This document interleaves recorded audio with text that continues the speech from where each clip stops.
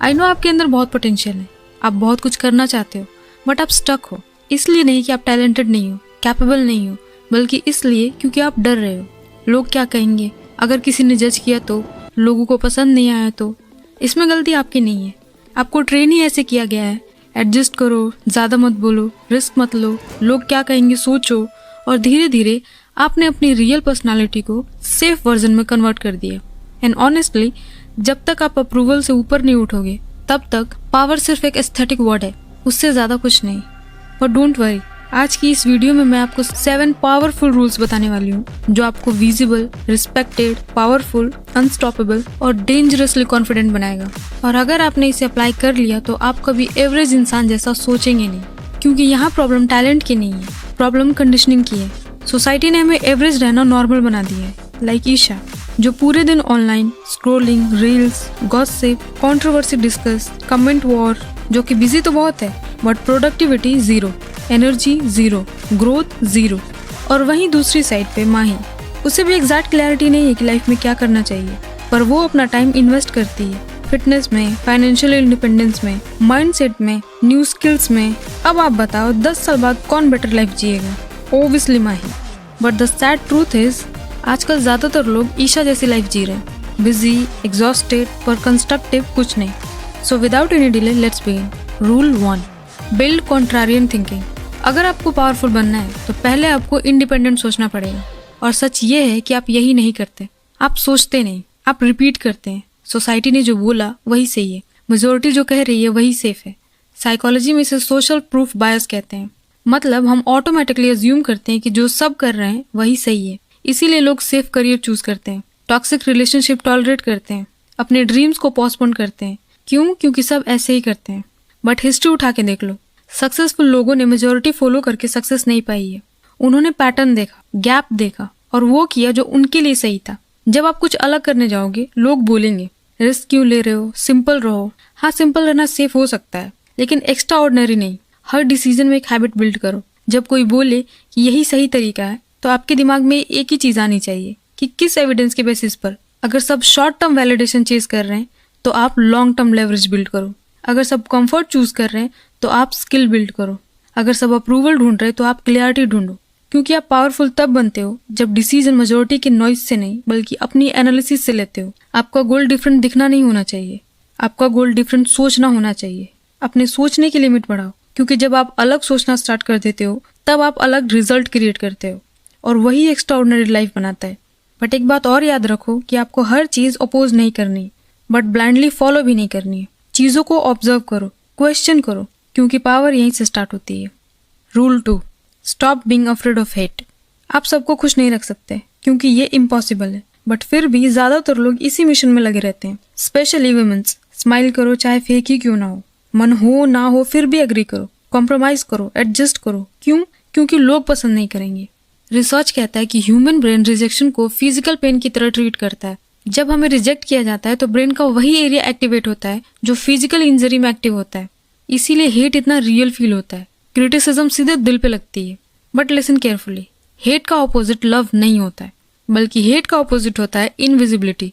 अगर आपसे कोई डिसएग्री नहीं करता तो शायद आप सेफ जोन में खेल रहे हो, फेक बन रहे हो। क्योंकि जब आप अपनी real opinion, strong opinion, bold decision लोगे, कुछ लोगों को आप पसंद नहीं आएंगे। आपका कॉन्फिडेंस उनके कंफर्ट को चैलेंज करता है, और लोग आपको तब तक टॉलरेट करते हैं जब तक आप उन्हें थ्रेटन नहीं करते। जिस दिन आप थोड़ा ऊपर उठते हो, इंडिपेंडेंट डिसीजन लेते हो, रिएक्शन उसी दिन से स्टार्ट हो जाता है। और रिएक्शन का मतलब है इम्पैक्ट, क्योंकि हेट एक्चुअली प्रूफ है कि आप नोटिसेबल हो। और आपका गोल सबको इम्प्रेस करना नहीं होना चाहिए, बल्कि राइट लोगों को अट्रैक्ट करना होना चाहिए। कभी कभी लोग आपसे इसलिए भी इरिटेट होते हैं क्योंकि आप वो करेज दिखाते हो जो उन्होंने कभी नहीं दिखाया। आपकी ग्रोथ उनकी स्टैग्नेशन याद दिलाती है। तो अगली बार जब कोई आपको क्रिटिसाइज करे तो रोने या सैड फील करने की जगह आस्क योरसेल्फ, क्या ये कंस्ट्रक्टिव फीडबैक है? इफ हाँ तो इम्प्रूव करो, इफ ना तो इग्नोर करो। क्योंकि हर ओपिनियन इक्वल नहीं होता, हर क्रिटिक क्वालिफाइड नहीं होता। और सबसे पावरफुल शिफ्ट ये है, जब आपको हेट का डर नहीं होता, उस टाइम आप ऑथेंटिक हो जाते हो, रियल हो जाते हो, फिल्टर करना बंद कर देते हो और अप्रूवल के बिना एक्शन लेते हो। और वही रियल कॉन्फिडेंस है। और कॉन्फिडेंस का मतलब ये कि लोगों के रिएक्शन के बावजूद भी कंसिस्टेंट रहना। अगर आप पावरफुल बनना चाहते हो तो आपको विजिबल होना पड़ेगा, और विजिबल होने का टैक्स होता है क्रिटिसिज्म।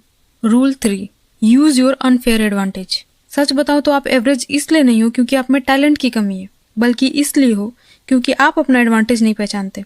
हर इंसान के पास एक अनफेयर एडवांटेज होता है। हाँ, अनफेयर। फॉर एग्जाम्पल, कुछ लोग नेचुरली आर्टिकुलेट होते हैं, कुछ लोग इमोशनली इंटेलिजेंट होते हैं, कुछ लोग प्रेशर में भी काम रहते हैं, कुछ लोग डिसिप्लिन में डेंजरस लेवल तक कंसिस्टेंट होते हैं, और कुछ लोग स्ट्रगल से गुजरे होते हैं जो उन्हें मेंटली अनब्रेकेबल बना देता है।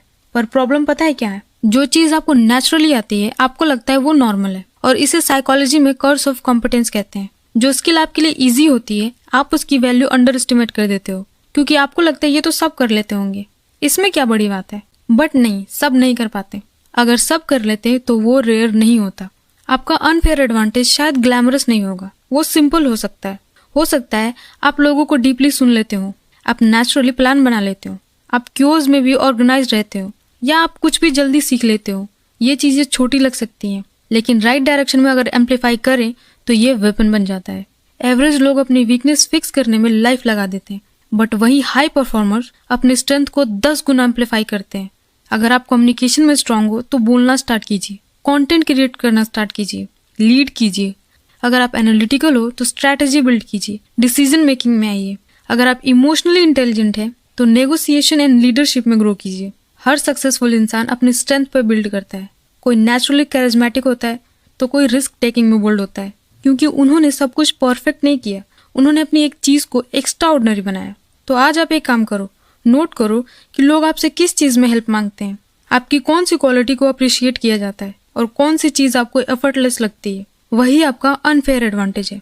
उसे इग्नोर करना अपने ही पोटेंशियल को इग्नोर करने जैसा है। एंड रिमेंबर, कंपटीशन में जीतने का सबसे बेस्ट तरीका सब जैसे बनने की कोशिश करना नहीं है। बेस्ट तरीका है आप अपनी यूनिकनेस को शार्पन करो, और इतना शार्पन करो कि कंपैरिजन इररिलेवेंट हो जाए। आपके पास 2 चॉइसेस हैं, या तो एवरेज बन के रहो या अपनी स्ट्रेंथ को एम्पलीफाई करके रेयर बनो। डिसीजन आपका है। Rule 4, become outcomes oriented. Busy होना और एक्चुअल प्रोग्रेस करना ये दोनों अलग चीजें हैं। साइकोलॉजी कहता है जब हम कोई टास्क कंप्लीट करते हैं हमारा ब्रेन डोपामिन रिलीज करता है, इसीलिए टू डू लिस्ट टिक करना इतना सेटिस्फाइंग लगता है। अगर आप आउटकम ओरिएंटेड नहीं हो तो आप बिजी रहकर भी स्टक रह सकते हो, और ये सबसे डेंजरस ट्रैप है। प्रोडक्टिविटी फील करना पर एक्चुअली में ग्रो ना करना। तो आज से एक सिंपल रूल फॉलो करो। हर सुबह 3 टास्क नहीं 3 आउटकम लिखो। फॉर एग्जाम्पल, मुझे वर्कआउट करना है, ये एक टास्क है, बट मुझे इस महीने 2 kg फैट रिड्यूस करना है, ये आपका आउटकम है।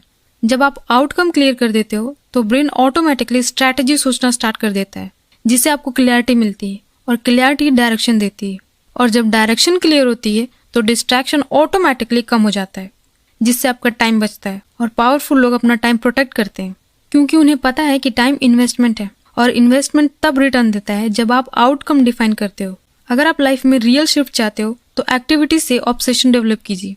बिजी रहना इजी है, बट इंटेंशनल रहना डिसिप्लिन मांगता है, और डिसिप्लिन ही एवरेज और एलीट के बीच का गैप फिल करता है। तो आज से डिसाइड करो कि आप बिजी रहना चाहते हो या पावरफुल रिजल्ट क्रिएट करना चाहते हो। Rule 5, financially independence. एक हार्श ट्रूथ है बट रियल है। जब तक पैसा आप खुद नहीं कमा रहे तब तक आपके डिसीजन आपके नहीं होते। चाहे आप कितनी एजुकेटेड हो, कितनी कॉन्फिडेंट हो, कितनी भी स्ट्रॉन्ग पर्सनालिटी रखती हो, अगर इमरजेंसी के टाइम या हर चीज के लिए, चाहे वो अपनी जरूरतें पूरी करनी क्यों ना हो, किसी और की तरफ आपको देखना पड़ रहा है, तो पावर आपके हाथ में नहीं है। और मैं यहाँ ईगो की बात नहीं कर रही, मैं यहाँ सिक्योरिटी की बात कर रही हूँ। साइकोलॉजी में एक कॉन्सेप्ट है परसीव्ड कंट्रोल। जब इंसान को लगता है कि उसके पास कंट्रोल है, उसका स्ट्रेस लेवल कम होता है, उसका कॉन्फिडेंस नेचुरली इंक्रीज होता है। फाइनेंशियल इंडिपेंडेंस सिर्फ बैंक बैलेंस नहीं होता, वो मेंटल पीस होता है। सपोज कल को आपको टॉक्सिक जॉब छोड़नी हो, किसी रिलेशनशिप में डिसरिस्पेक्ट मिल रहा हो, या घर का सिचुएशन सडनली चेंज हो जाए, तो क्या आपके पास चॉइस होगी? नहीं। चॉइस होना एक पावर है। पैसों को ग्रीड से मत जोड़ो। आपके लिए पैसा कमाना परमिशन है। परमिशन ना बोलने की, बाउंड्रीज सेट करने की, खुद को, अपने पेरेंट्स को सपोर्ट करने की, अपने फ्यूचर को सिक्योर करने की, और सबसे इम्पोर्टेंट अपने आप को रिस्पेक्ट करने की। बहुत सी वुमेन इमोशनली स्ट्रांग होती हैं लेकिन फाइनेंशियली वनरेबल होती हैं, और जब वनरेबिलिटी पैसे से जुड़ी होती है ना, तो कॉम्प्रोमाइज साइलेंट हो जाता है। देखो, मैं आपसे बिलियनर बनने के लिए नहीं बोल रही, मैं आपसे बस इतना कह रही हूँ कि अपना इमरजेंसी फंड बनाइए, एक मोनेटाइजेबल स्किल डेवलप कीजिए, सेविंग्स हैबिट डेवलप कीजिए, और एक ही इनकम सोर्स पे डिपेंड मत रहिए। चाहे आप जॉब करती हो, बिजनेस करती हो, या कंटेंट क्रिएट करती हो, बस आपके नाम से पैसे आने चाहिए, क्योंकि जब आप खुद अर्न करती हैं ना तो आपकी बॉडी लैंग्वेज चेंज हो जाती है, आपकी आंखों में हेजिटेशन नहीं होता। फाइनेंशियल इंडिपेंडेंस आपको काम और डेंजरसली पावरफुल बनाता है। इसीलिए अगर आप लाइफ में सिर्फ एक चीज अगर सीरियसली बिल्ड करना चाहती हैं तो बिल्ड योर फाइनेंशियली फाउंडेशन, क्योंकि जब पैसा स्टेबल होता है तब डिसीजन इमोशनल प्रेशर से नहीं क्लियरिटी से लिया जाता है, और क्लियरिटी रियल पावर होती है। Rule 6, power dynamic. हर रूम जहां आप एंटर करते हो वहां इनविजिबल पावर डायनामिक होती है। पावर सिर्फ टाइटल नहीं होता, पावर इस बात में दिखता है कि कौन सबसे ज्यादा बोलता है, किसको इंटरप्ट नहीं किया जाता, किसके ओपिनियन सीरियसली लिए जाती है, और कौन चुपचाप एडजस्ट करता है। अक्सर लोग डायनामिक को इग्नोर कर देते हैं, वो एडजस्ट करते रहते हैं, फिर सोचते हैं कि उन्हें साइडलाइन क्यों किया गया। हाई वैल्यू लोग रूम को रीड करते हैं, वो समझते हैं पावर कहाँ है।